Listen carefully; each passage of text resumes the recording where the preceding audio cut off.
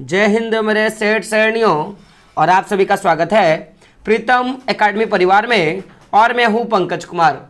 तो आज के इस वीडियो पे बात करेंगे झारखंड NMMS स्कॉलरशिप एग्जामिनेशन पे।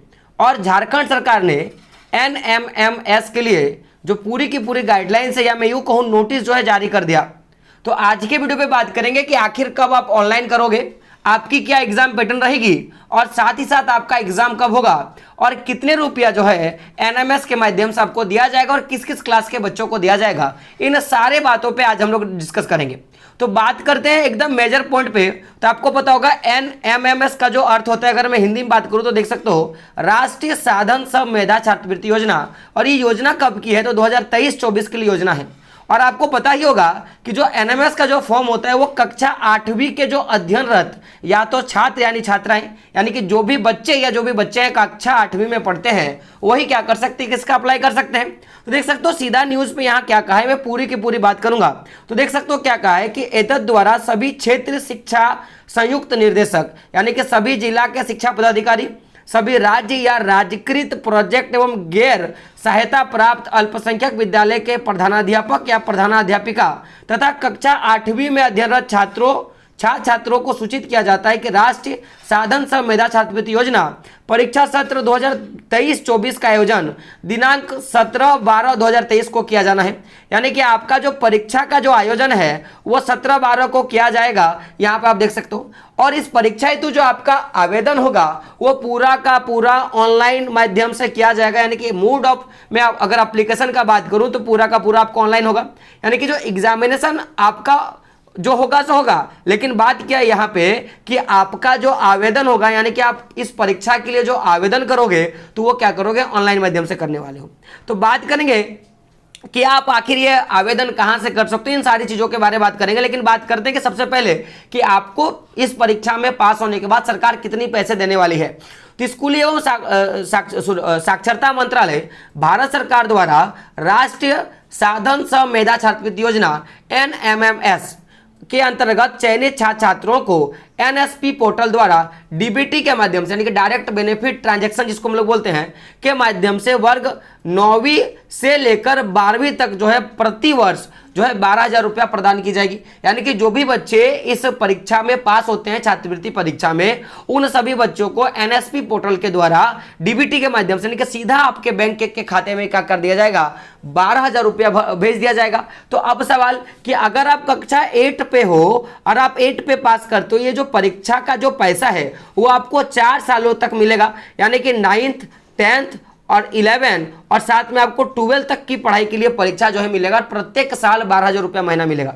अब बात करेंगे कि अगर आप ये परीक्षा फॉर्म भरना चाहते हो तो आपकी क्या पात्रता होनी चाहिए। दैट मीन्स आपकी क्या अप्लीकेंट का क्या एलिजिबिलिटी क्राइटेरिया होना चाहिए, इस पर हम लोग बात करेंगे।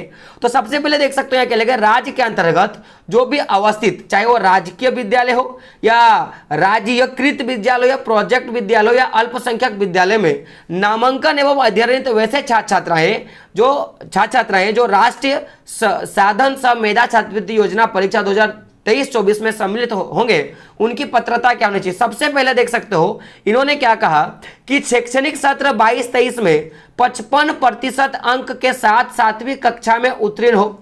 यानी कि ऐसे ही छात्र इस परीक्षा में एलिजिबल है जो बच्चे कक्षा 7 में 55% अंक प्राप्त किए हैं, वही बच्चे क्या कर सकते हैं, इस फॉर्म को भर सकते हैं। पहला यानी कि सिंपल सी बात है कि बच्चों का ग्रेड जो है वो B होना चाहिए। अगर ग्रेड में B है तो वो आराम से फॉर्म को भर सकते हैं, और हार्डली जो है वो B+ ग्रेड भी मांग सकता है। अब देख सकते हो यहाँ पे क्या कहा है कि एवं सत्र 23-24 में अष्टम वर्ग में नामांकित एवं अध्ययनित हो। तो पहला जो एलिजिबिलिटी क्राइटेरिया रखा कि बच्चा जो है वो क्लास 7th में 55% उसकी जो है मार्क्स आनी चाहिए, और साथ ही साथ वो 23-24 का जो सेशन है, ये जो अभी वर्तमान जो सेशन चल रहा है, इसमें वो 7वीं पास करके 8वीं में नाम लिखाया हो। अब ये सवाल कि सर ये जो परीक्षा है वो किन के लिए है, तो ये सभी कास्ट के बच्चों के लिए, चाहे वो आप SC हो, ST हो, BC हो, जनरल हो या BC2 कैटेगरी में हो। लेकिन अगर आप अनुसूचित वर्ग या अनुसूचित जनजाति वर्ग में आते हो, यानी कि SC या आप ST कैटेगरी के बीच में आते हो, तो आपका एक छूट है। छूट क्या है कि अगर आप कक्षा 7 में केवल 50% ही अंक लाए हो ना, तो आप ये परीक्षा फॉर्म भर सकते हो। तो ये जो छूट है केवल ST SC कैटेगरी के बच्चों के लिए है। अन्य जो भी बच्चे आप देखोगे कि जो भी बच्चे अगर वो जनरल कैटेगरी के हो या BC1 कैटेगरी का हो या BC2 कैटेगरी का हो, तो इन सारे बच्चों को 55% अंक लाना होगा। लेकिन केवल ST और SC कैटेगरी का जो बच्चा है उनको 5% अंक का छूट दिया गया, यानी कि वो बच्चे जो है माय डियर फ्रेंड वो केवल और केवल 50% अंक से उत्तीर्ण कर सकते हैं। साथ ही साथ देखिएगा एक सबसे बड़ा इंपॉर्टेंट कि देखिए ये जो छात्रवृत्ति योजना होता है वो बेसिकली ऐसे परिवार के लिए होता है जिनकी मासिक आय उतनी नहीं होती या वार्षिक आय उतनी नहीं होती है। तो यहाँ पे कैटेगरी रखा गया माता पिता के लिए, यानी कि अभिभावक के लिए। तो ऐसे ही कैंडिडेट ये अप्लाई कर सकते हैं जिनकी वार्षिक आय जो है वो 3.50 यानी कि 3.5 लाख रुपया उनकी वार्षिक आय होनी चाहिए। यानी कि अगर उससे अधिक है तो फिर वो बच्चा एलिजिबल नहीं है। यानी कि 3.50 लाख तक के बच्चे जो हैं वो इस परीक्षा फॉर्म को भर सकते हैं। तो जब भी आप परीक्षा फॉर्म भरो तो अपने पापा से एक बार जरूर पूछना कि सर आपकी सालाना आय कितनी है, यानी कि आपका जो मैं बोलूंगा कि जो भी आपका इनकम सर्टिफिकेट बनेगा उसमें इनकम जो है 1 साल का इससे कम होना चाहिए। साथ साथ यहाँ पे देख सकते हो ये भी कहा है कि क्या कौन से ऐसे बच्चे हैं जो इस परीक्षा में भाग नहीं ले सकते। तो कहा है कि केंद्रीय विद्यालय, जवाहर नवोदय विद्यालय, सैनिक स्कूल एवं राज्य सरकार द्वारा संचालित वैसे आवासीय विद्यालय जहां रहने, खाने और पढ़ने की व्यवस्था सरकार के द्वारा की जाती है कि छात्र इस परीक्षा में सम्मिलित नहीं हो सकते। यानी कि जितने भी आवासीय विद्यालय है वहां के बच्चे इस परीक्षा में भाग नहीं ले सकते हैं। तो अब तो बात जाहिर सी बात है कि जो बच्चे इस परीक्षा में भाग लेंगे उनके लिए सबसे अच्छी बात क्या है कि जब ऐसे स्कूल के बच्चे भाग नहीं लेने वाले हैं जहां पे अच्छे ढंग से पढ़ाई होती है, जैसे आपको पता होगा जवाहर नवोदय विद्यालय या केंद्रीय विद्यालय जो भी स्कूल के बच्चे हैं इनके पढ़ाई जो होती है वो बहुत खतरनाक तरीके से होता है। जब ये बच्चे भाग ले लेंगे तो आपका कटअप बड़ा कम जाएगा, यानी कि आप आराम से परीक्षा फॉर्म भर सकते हो। अब बात करें आरक्षण का बात, तो यहां पे देख सकते हो आरक्षण का बात क्या कहा है कि इस छात्रवृत्ति योजना के अंतर्गत आरक्षण जो है वह झारखंड सरकार द्वारा अनुमान्य आरक्षण नियमावली के अनुसार होगा। यानी कि जो आरक्षण प्रक्रिया जो है वो झारखंड सरकार के द्वारा जो तय किया गया है पहले के वित्त वर्षों में, उसके हिसाब से किया जाएगा। अब बात करते हैं परीक्षा शुल्क के बारे में और परीक्षा की जानकारी के बारे में। तो ये परीक्षा फॉर्म भरने के लिए आपको परीक्षा शुल्क भी देना पड़ेगा। तो क्या कहा है कि परीक्षा शुल्क जो है निम्न प्रकार से है और वो परीक्षा शुल्क आपको ऑनलाइन माध्यम से कटाना होगा। तो क्या कहा है कि ऐसे अभ्यर्थी जो सामान्य कोटि के अंतर्गत आते हैं उन सारे बच्चों को 250 रुपया देना पड़ेगा। यानी कि 250 रुपया, 250 रुपया उनका क्या लगेगा, पूरा का पूरा मैं बोल सकता हूँ ऑनलाइन फी। और 250 रुपया में जो है जो भी BC1 कैटेगरी के बच्चे या जो BC2 कैटेगरी के बच्चे उनको भी 250 रुपया जो होगा परीक्षा फॉर्म देना पड़ेगा। और वहीं मैं बात करूं जो बच्चे ST SC कैटेगरी के बच्चे हैं उनको मात्र 125 रुपये का जो होगा परीक्षा का शुल्क लगेगा, यानी कि उसको 125 रुपया देना पड़ेगा। तो मैं फिर से बता दूं कि जो बच्चे जनरल कैटेगरी के अंतर्गत आएंगे, जो बच्चे जनरल कैटेगरी का आएंगे उनको जो है 250 रुपया, और साथ ही साथ BC1 और BC2 कैटेगरी में जो भी आएंगे उन भी बच्चों का 250 रुपया जो है ऑनलाइन फॉर्म लगेगा। और वहीं जो भी ST SC कैटेगरी के बच्चे हैं, ST या SC कैटेगरी का, उनको 125 रुपया जो है आपको देना पड़ेगा। साथ ही बात करें परीक्षा के पद्धति एवं पाठ्यक्रम के बारे में कि आपका सिलेबस क्या रहेगा, पैटर्न क्या रहेगा, उस पर बात करेंगे। तो कहा है कि छात्रवृत्ति योजना के तरीके से प्रश्न जो रहेगा वो कक्षा 7वीं और 8वीं के स्तर का होगा। और पूरा का पूरा परीक्षा जो होगा वो आपका OMR सीट पर बेस लिया जाएगा। परीक्षा आपका OMR यानी कि 4 विकल्पों वाला होगा, जिसमें आपके 4 विकल्प दिए रहेंगे और सही विकल्प का क्या करना, आपको चयन करना होगा। बात करें नेगेटिव मार्किंग का, तो अभी तक नेगेटिव मार्किंग का कुछ यहाँ पे बात नहीं कहा गया है, तो शायद ये पॉसिबल है कि नेगेटिव मार्किंग ना हो। लेकिन ऐसे परीक्षाओं में अक्सर नेगेटिव मार्किंग रहता है, तो इस बात का ध्यान रखें बच्चों के नेगेटिव मार्किंग हो सकता है। अब बात करेंगे हम लोग कि भाई एप्लीकेशन ऑनलाइन आवेदन कब, प्रक्रिया कब से शुरू होगी, परीक्षा कब लिया जाएगा और किस तरह का मैं बोलूंगा कि आपके किस तरह के क्वेश्चंस रहेंगे, क्वेश्चंस का नंबर कितना रहेगा, मार्क्स कितना रहेगा, कितने मार्क्स में पास करोगे, सारी की सारी जानकारी हम लोग इस पे देखेंगे। तो बात करेंगे सबसे पहले रजिस्ट्रेशन प्रक्रिया के बारे में। तो जो एप्लीकेंट फॉर्म भरना चाहेंगे उनके लिए जो स्टूडेंट जो रजिस्ट्रेशन का मैं बात करूं, यानी कि फॉर्म रजिस्ट्रेशन करने से लेके फॉर्म को सबमिट करने तक का जो डेट है वो 17/10/2023 से लेके 17/11/2023 तक का है। यानी कि ये 17 तारीख से आपका, इसी महीने के 17 तारीख से आपका आवेदन प्रक्रिया शुरू है और ये आवेदन प्रक्रिया अगले महीने 17 तारीख तक चलने वाली है। यानी कि देख सकते हो बहुत कम समय दिया है सरकार।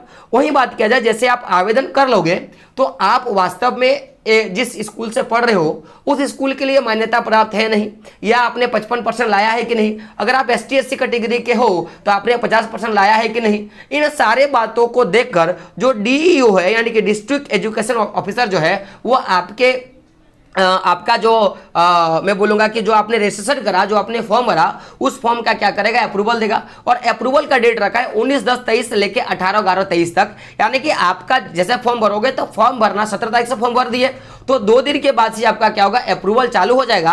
और 18/11 तक यानी कि जो लास्ट डेट है आपका 17/11 उसके एक दिन तक के बाद तक आपका जो है पूरा का पूरा अप्रूवल कर दिया जाएगा। तो जैसे ही आपका अप्रूवल कर दिया जाएगा फिर अगले ही मंथ देख सकते हो, अगला मंथ 17 तारीख को आपका जो है परीक्षा लिया जाएगा। तो यहां पे देख सकते हो डेट ऑफ एग्जामिनेशन का मैं बात करूं तो यहां पे क्या कहा है कि 17/12/2023 को 11 बजे से लेकर 2 बजे के बीच में आपका जो होगा एग्जाम होगा। और एग्जाम के लिए आपको 30 मिनट का एक्स्ट्रा समय दिया जाएगा, यानी कि देखोगे 11 1 घंटा पूरा, 11 12 1 2, तो यानी कि आप देखोगे करीबन आपका लगभग 3.5 घंटे के आसपास में आपका एग्जाम होगा, ऐसे कहा गया है।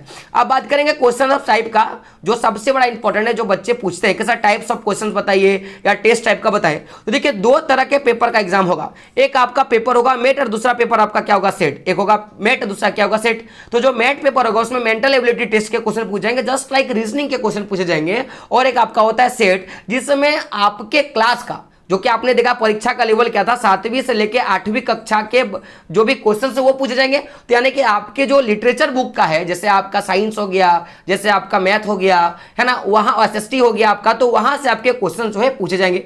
तो अगर मैं बात करूं नंबर्स ऑफ क्वेश्चंस का, तो आपके मैथ से यानी कि MAT यानी कि मेंटल एबिलिटी टेस्ट, जो कि मैंने रीजनिंग कहा, उससे 90 नंबर का क्वेश्चन पूछेगा, मैंने 90 नंबर का क्वेश्चन पूछेगा, यानी कि 90 क्वेश्चन पूछेगा।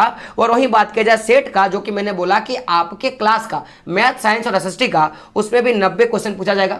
अगर मैं बात करूं मार्क्स का, तो आपका जो हर एक क्वेश्चन रहेगा, चूंकि MCQ है, यानी कि यहां पे हर एक क्वेश्चन जो होगा आपका 1 नंबर का होगा। देख सकते हो 1 marks of each of questions, यानी कि हर एक क्वेश्चन का 1 मार्क, तो 90 प्रश्न का 1 मार्क कितना हो गया, 90 मार्क्स का आपका मैथ का और 90 मार्क्स का आपका सेट का क्वेश्चन पूछेगा, यानी कि कुल मिला के आप 180 क्वेश्चन का एग्जाम दोगे। अब बात रहा कि सर पासिंग कैटेगरी का क्या, क्वालिफिकेशन कौन करेगा। तो क्वालिफिकेशन के लिए देख सकते हो सीधा यहां पे क्या कहा कि ऐसे बच्चे जो जनरल कैटेगरी में BC1 या BC2 या EWS कैटेगरी में आते हैं, उन बच्चों को 40% मार्क्स लाना होगा, यानी कि बच्चे 180 का 40% मार्क्स लाएंगे और ये बच्चे जो होंगे क्वालिफाई कर जाएंगे। तो मैं नंबर का मैं बात करूं तो 18 चौक जितना होता है आप जोड़ लो, तो 18 गुना 4 कर लो, आप मार्क्स भली बात है, आप मेरे से अच्छा गुना जानते हो, आप चेक कर सकते हो। वही मैं बात करूं कि जो बच्चे ST SC कैटेगरी का आएंगे तो उनको छूट दिया गया है, क्या दिया गया है, वो केवल 180 मार्क्स का केवल और केवल 32% अंक लाएंगे और वो बच्चे क्या करेंगे, पास हो जाएंगे। तो ये जो है ST SC कैटेगरी के बच्चों के लिए पासिंग मार्क्स का कैटेगरी रखा गया है। अब बात करते आगे, तो देख सकते हो यहां पे एक चीज और कहा गया, अगर आप देखोगे तो यहां पे कहा गया कि 6 नंबर का जो कॉलम आप यहां देख सकते हो कि छात्रवृत्ति हेतु चयनित छात्राओं से अनुरोध है कि वे पूरे छात्रवृत्ति सत्र, यानी कि जो भी आपका पूरा पूरा छात्रवृत्ति जो 4 साल के लिए है, यानी कि 9वां 10वां 11वां 12वां के लिए के दौरान अपने विद्यालय एवं जिला पदाधिकारी के संपर्क में रहेंगे। क्यों, कारण समझिएगा कि लाभुकों को छात्रवृत्ति प्राप्त करने हेतु उन्हें प्रतिवर्ष नेशनल स्कॉलरशिप पोर्टल पर आवेदन करना अनिवार्य होगा। यानी कि आप पास हो जाते हो ना, तो आपको हर साल जो NSP पोर्टल है, नेशनल स्कॉलरशिप का जो आपका पोर्टल है, उसमें आपको हर साल अपना आवेदन करना रहना पड़ेगा। तो इसलिए आप क्या करेंगे, जो भी आपके DO साहब है, जिला शिक्षा पदाधिकारी, उनके साथ आपको संपर्क में रहना पड़ेगा।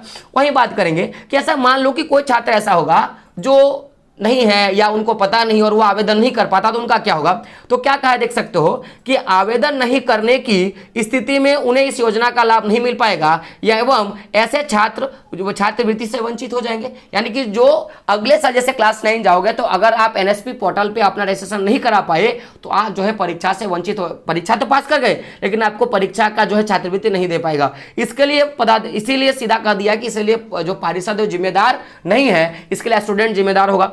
वहीं बात करें आगे, तो देख सकते हो क्या है, बाधा रहित छात्रवृत्ति प्राप्त करने हेतु छात्र छात्राओं का आधार नंबर का होना, बैंक खाते के साथ क्या है, सिक्योर्ड होना अनिवार्य है। यानी कि देखो, चूंकि DBT के माध्यम से आपका पैसा जो है आएगा, यानी कि डायरेक्ट बेनिफिट ट्रांजेक्शन के तहत, तो इसमें क्या होता है, आधार कार्ड का नंबर डाल के आपके बैंक खाते में पैसा डाल दिया जाता है।